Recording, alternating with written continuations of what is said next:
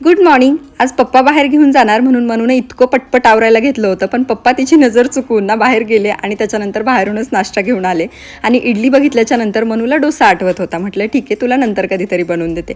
तेवढ्यात हा एक ड्रेस रिसीव्ह झाला होता, तर म्हटलं चला तुमच्यासोबत पण शेअर करते, कारण क्वालिटी पण चांगली आहे. आता बऱ्याच दिवसापासून मला तुम्ही म्हणत होता तू ना हाय पोनी ट्राय कर, तर सध्या ना माझा असा काहीसा पोनी येतोय. तेवढ्यात ना इथे सकाळीच किराणा पण मी मागवला होता, लोकल शॉपमधनंच मागवला होता, कारण डीमार्टला जर गेले असते तर मी एक्स्ट्रा गोष्टी घेऊन आले असते आणि कमीत कमी याच्या तिप्पट मी खर्च करूनच आले असते.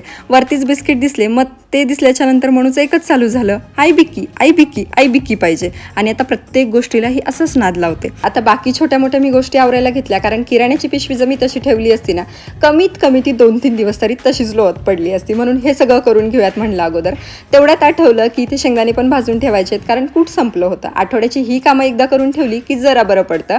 आणि त्याच्यानंतर आठवली लेकीची फरमाईश, ते म्हणजे मनूला डोसा खायचा होता. आता आज तर तो काही शक्य नव्हता, म्हटलं उद्या का होईना तिला डोसा बनवून देऊयात, म्हणून तांदूळ आणि डाळ भिजत घातलं आणि त्याच्यानंतर मग मस्त जेवण करून घेतलं.